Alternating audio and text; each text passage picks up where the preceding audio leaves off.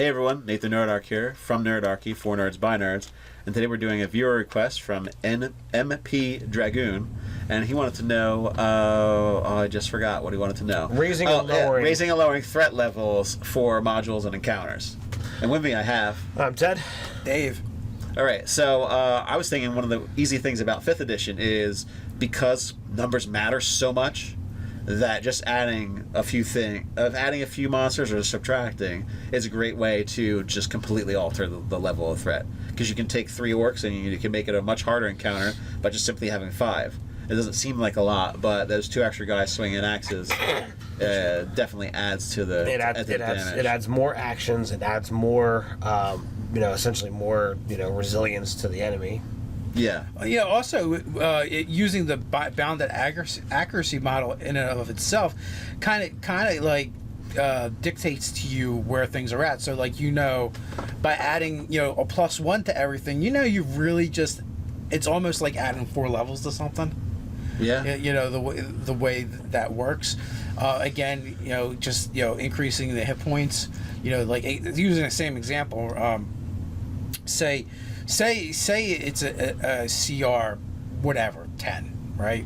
And you look at the stats and you go, okay, well this is that bonus to hit from strength or dex or whatever it's using, so the rest is clearly proficiency. So if you just lower that by 1, you basically dropped it if it had levels by like 4 levels, right? And you can lower everything by 1 and then just the hit points down by whatever. You basically just look at its size dictates the hit die, how many hit die it has, and you could literally the hit dice are based off an average, so you can take 4 or 5 off. So how many hit points to add or subtract just from that. I mean, it's kind of number crunchy and very bean counter-ish, but it is easy. If it's a die 8, if you take 4 levels away, that's 20 hit points. Right. And and a +1, which will change it if you don't want to just add or take away monsters. So the another thing you can look at is when you actually when you look at the monster build, it gives you the average hit points. If you want to have a creature and you want it to be a challenge, you can always say, it just has max. You adjust that, like a really tough challenge. They're orcs. You adjust that from as opposed to they go around driving their wagons, picking people up. 5 on a D8 to 8. Well, now that thing that's got 13 hit dice has just gained 39 extra hit points. Yeah. That's in some situations an extra round or an extra hit, and that might just be the difference between you being able to drop a player or not, depending upon Another thing, let's say for example a creature with a special ability, especially if the special ability is to summon more of itself. If you ignore that ability, then you can say, well, this is an easier encounter because for Treant, for example, my party barely survived the Treant encounter, and I didn't summon anymore because I knew I would totally murder them. I would totally kill every single last one of them if I had used its ability to awaken Treants. So that was a simple thing of saying, all right, I want to use this really powerful, impressive monster, but I don't want to murder everybody, so I'm just not going to summon anything. So I made it a little less XP as far as concerned for giving out for award, but you don't have to do that really. It's only going to be a little bit of a difference for that kind of encounter. So that's what another thing is. Just you can ignore one of their abilities if you know the party can't handle it. So I know, I mentioned, hit points. Another thing, 5th edition with that bounded accuracy, the armor class in this game is really low in comparison to other editions. So you want to be careful at modifying that in any way, shape, or form. Bringing it down because you want to make it easier, it's not that big a deal. But if you dial it up more than 1 or 2 points without any serious justification of why, you're really changing the dynamics of the system itself. I would say even justification, it's rough. I put zombies in split mail. They were extremely hard zombies. Well, insanely hard zombies, because zombies are like hitting a brick wall. Right. You know, like you can do it. You know, with that justification, once they actually have defeated them, they can technically loot. Oh take yeah, that they've armor. got smelly armor But- that can get washed off. But if you say like, okay, well, I'm going to increase that dragon's armor class by 2 and have it be a 24 as opposed to a 22. yeah, you just get it's like it's eight, like that's like 8 levels worth of, it's like- of armor. like why on earth is this dragon's hide that much stronger, that much more resilient to my attacks, in that situation, there is nothing extra that they're taking away from the encounter, whereas opposed to them actually getting the loot at the end.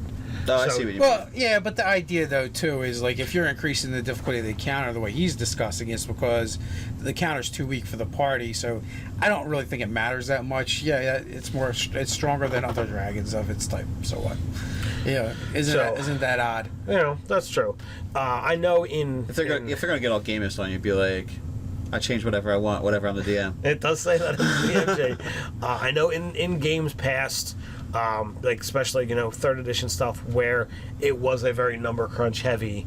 I've had characters mow through an encounter much faster than I had planned, and I wanted it to be more of a threat.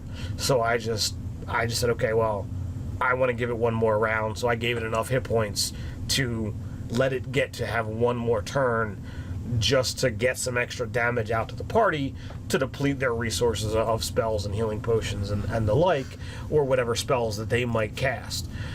Some DMs like this style, some DMs don't. But you can always say, you know what? All right, well, it says it's supposed to have this. Let me give it a little bit more so that it gets that one more action or whatnot. The trick is to make it be the threat that you need it to be for the encounter or for your story arc, and not go crazy with it. I would say if that's your mode of operation, it will become obvious to the players that, well, these monsters are always hard. Like regardless of, it's like they always last this long at least, and it's kind of like it becomes like, to me it becomes an annoyance because it's like, all right, I did a tremendous amount of damage. Can this thing just die like it's supposed to? Like I just got 3 crits in a row. I had we know Ted loves his monsters. Too yeah, much. yeah. We know your methods, Ted. I had an invisible stalker. The ranger critted him 3 rounds in a row. Guess what? The invisible stalker died way easier than I thought he was going to. And then the ranger continued to go around mowing down everything else that I thought he was going to be tangled up with that invisible stalker for a while. But no, didn't happen. Sometimes, and that's the way it went. and it's good because it gives, it's a feather in the player's cap. Let them have it. You don't want to do this all You the don't time. find accomplishment if all the monsters always take a certain amount of time to defeat. I absolutely agree with that. I think there are times though when You need an egg timer. you don't necessarily need an egg timer, but if you plan an encounter and you want it to be perceived as a threat, and the players mow through it, it does not get the due it's deserved. And if it's designed as something for a later story arc or something else that's going on, you want the players to walk away from an encounter with a certain feeling. I disagree because sometimes it's just far more memorable for that encounter that was supposed to be hard and more memorable to actually be more memorable because it was easier because they just happened to get lucky. Because it really happens at times sometimes. First round in my BBEG encounter, in my Spelljammer game, you banished my demon. If I was Ted, I just wouldn't have allowed it to happen. But I don't believe in doing that. I don't do this every single time. It was the big bad. But it was the big bad, Ted. It was Could the you big- let him just go in one round? I can. I Okay. have. What do you think, Nate? I'm We're gonna skeptical. believe Ted at his word. So I got I two have- things. One, traps and hazards if you want to make it more difficult. Yeah, if you want and in a more sock up interesting some way. hit points, yeah. Two, change the monsters. Orcs become goblins. Orcs become ogres, depending on what you need. And they're like the easiest things to do. DMG, there's a whole list of hazards, whether it's in a dungeon or whether it's in a wilderness. Tricks. Tricks is that's more interesting, more nuisance. I don't think that is necessarily going to add to the challenge of an encounter or take away necessarily, unless you get one of the really weird ones that polymorphs into a rabbit or something, because it's really hard to fight as a rabbit. Or teleport you thumbs. someplace or some weird thing. But yeah, that's a possibility, and also the traps by adding them in. Either as a softener to the PC's pre-encounter or in the middle of the counter to make it really interesting, because maybe Ted's used this before with half-dragon kobolds and Morling blades. But, when the players don't know the trap's there and the monster does, it definitely makes for more interesting. But then after the monster or the players are aware, what might be kind of fun, like the players knew once they knew about the trap and the half-dragon kobolds. Well, what if one of them did a grapple on a kobold, picked it up, and then stepped into the trap? It would just they might have took some damage too, but it probably would have totally missed one of those things because it did so much damage. So so then it creates did you increase the difficulty? Yes, but you also created this interesting thing that's going on that your players can interact with. Right. And sometimes they can get around that, and the benefit of them figuring something out or getting around something is the lessening of damage. And it's also, I think it's a more memorable experience when that kind of stuff happens. I was thinking of an example, now I can't. Well, that's all right. So, a lot of creating encounters is just as much art as it is science, especially in 5th edition. I like to look at what my players can do, figure out how much damage they generally can do, and so I'll throw out a tougher encounter if I go, well, these 4 players have area effect things that they can do that will really decimate this monster or monster group. Whether they do it or not, that's up to them. But I know they have the capability.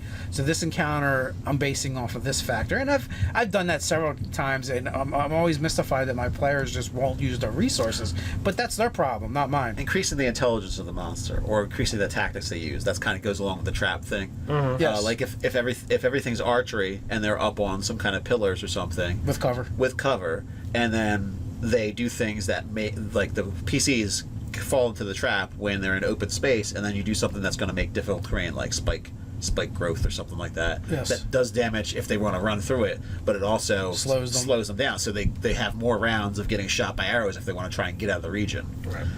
And the rogue can do something crazy like run up the pillar and start stabbing things and leaping from pillar to pillar or whatever. or misty stepping characters. Yeah, misty stepping characters, and that's good because that's a special thing about their character that's going to let them shine for that encounter. Right. Yes. And again, it's a resource that they're going to decide on whether to use, just like area effect spells. So, that's what we got for, either lowering or raising the difficulty of encounters. In the comments below, guys, help us out. How would you go about it? While you're at it, like, subscribe, and share. You can head over to nerdarchy.com and check out the store. Yeah, so check out Facebook. So until next time, stay nerdy.